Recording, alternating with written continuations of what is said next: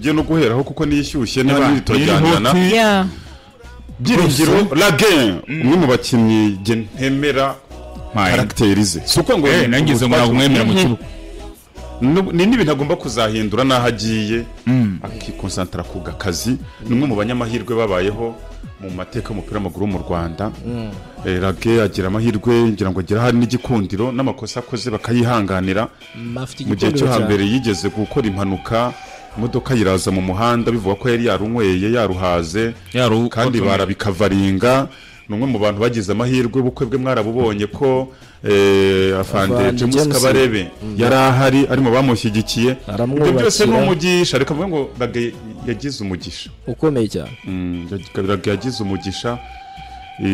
ariko umugisha yashize ukajyana n'impano afite yanabyaye ko hashize igihe yarabyaye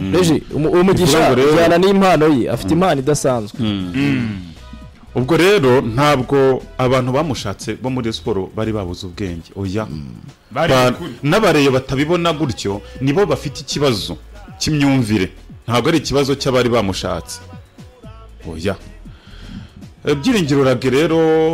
amateka y'umenya ari menshi sinyatindaho ariko yagize atya Byiringiro Laguin kwisanga i Burayi muri Sweden umunsi ishize twamunaga arara kuri za Instagram anabimunengera bataranamwirukana mvuga ntuyu ngo yaririwe ntaraye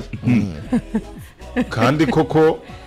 nanjye menya ngira ururimi rumeze nk'urw'inkotsa inkotsa niyo yivugira nk'izindi nyoni iriko ibyivuze bikaba ari itari ibintu byiza bayita kanwa kabi erega muri rusange kuko iyo yumvise buriya jye umenya ngo hari umuntu kuri uwo musozi ugiye gupfa cyangwa mu muryango yumvishe iki inkotsa ni ntabwo muzizi ni inyoni mbi ntawe nifuriza kuyumva niyo mpamvu hari umugani uvuga ngo inkotsi ivuga nk'izindi nyoni bati ngiyo kanwa kabi kuko iyo yumvise jye umenya ko ibintu bikomeye kaba kabaye ibintu bikomeye cyane nanjye rero naramwumvise ndareba umuntu yaraye no kuvuga rwose nimwe abantu bavuga nabi rwose abazi gusobanura umupira arawukoresha ikirenge kikaba cyavuga ariko imivugire ye ntabwo ari myiza impano hari ibyo yamuhaye ariko ntabwo itanga byose ari umubyara wanjye witwaga ntitanga biratiza ngo hari icyo itamuhaye rero Byiringiro Laguin yisanze mu gihugu cya Sweden muri 2023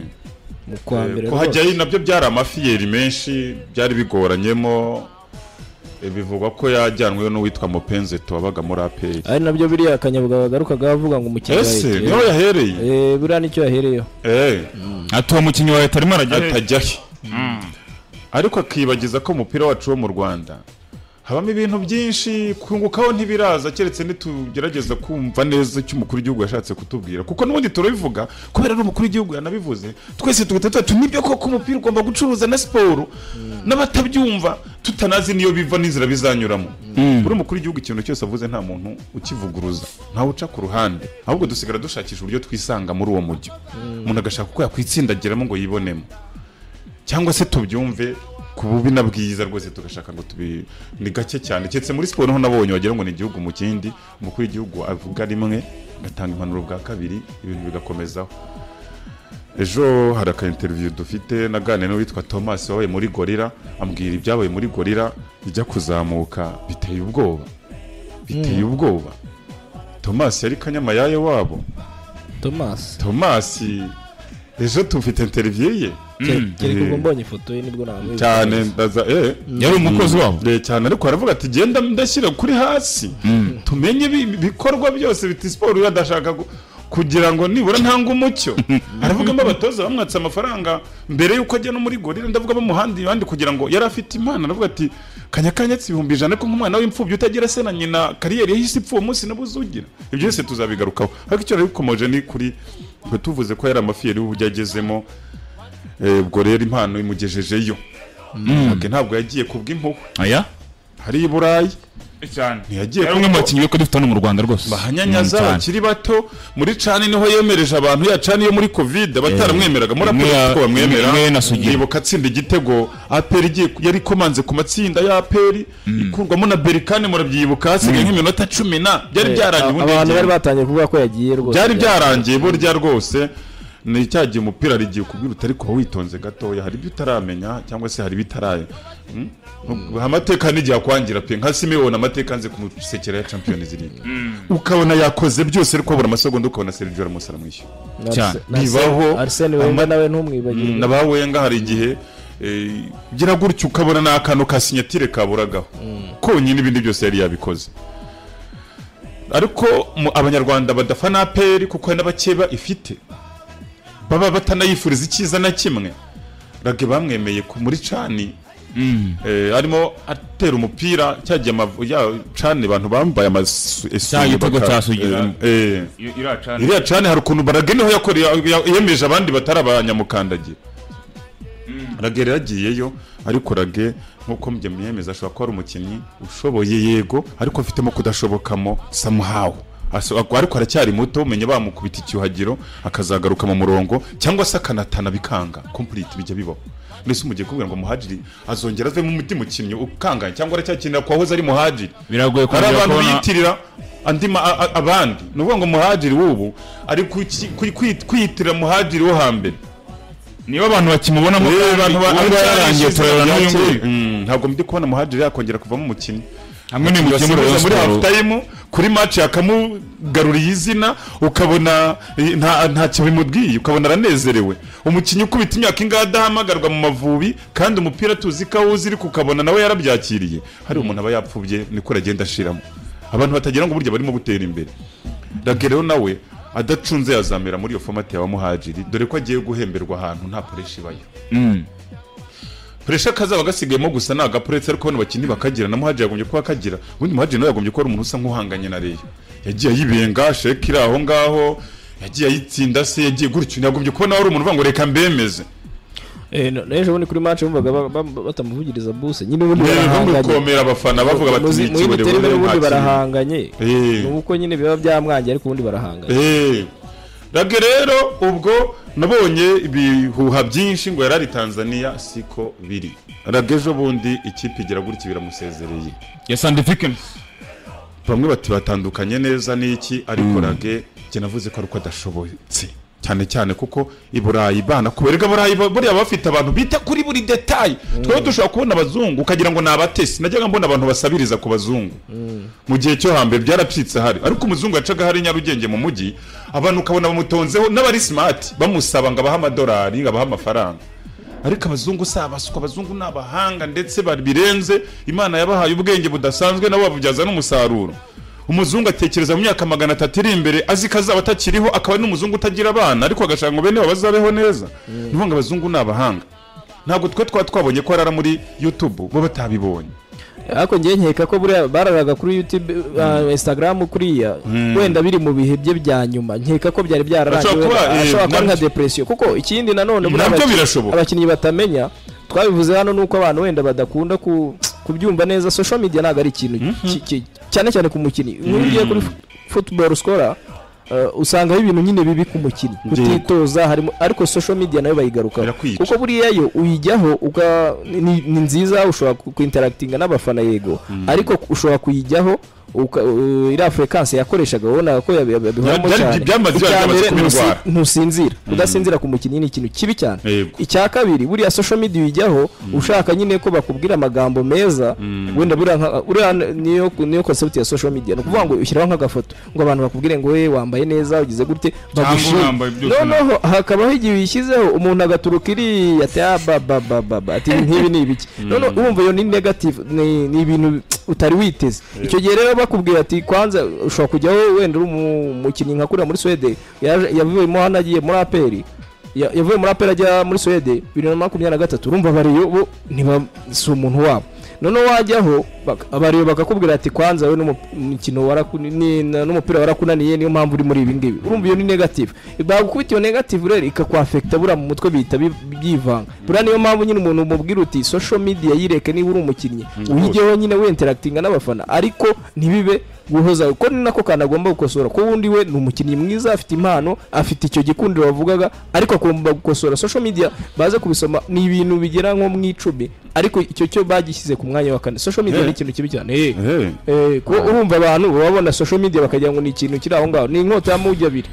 ushobora kujya uvuga ngo ngiye kwemeza ukajyaho none ahubwo bakagusenya wowe bakakwemeza ari wowe ugahita ugira depression hari abantu benshi bafite depression ya social media bashaka kuba nk'abandi niki ugasanga ariko yavugaga sinzi nawe utari kubyibuka aravuga ati turi ariko turababaye imitima yacu ntago yishimye umuntu ashobora kuhita byurira rero agahita gusenya noneho mentally noneho umupira rero ntawe ukibashije kuko ubu wifitemo uko bakubona uko bakuvuga waruzi ko bakubona neza nk'umukinnyi w'igitangaza noneho bakubwiye ko nta kirimo ugahita usanga rero bikugizeho depression we rero nabonaga buri munsi abihoramo nkeka ko buri ahubwo kontra wenda yari yaranarangiye wenda barabimumenyesheje ko atagikomeje kurumva mu mwaka wa mbere ho yaragera performinga atsinda ibitego 8 atanga assist ikipe y'ivana mu cya gatatu ijya mu cya kabiri ariko mu mwaka wa kabiri ho yatsinze igitego kimwe mu kino 15 unibuke ko yaranagihamagarirwa no mu ikipe y'Igihugu bamaze kumwibagirwa kuko ni umukinnyi munsi ngo hari ingoroje afite cyane n'ubuhanga bwe kuko niba umwaka wa mbere ugeze ahantu ubundi bwo akakugoye ahubwo ariko yahise abikora ariko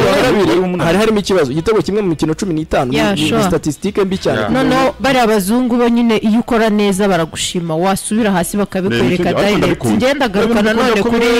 qualities ndetse na defu umuntu ashobora kugira ngo umuntu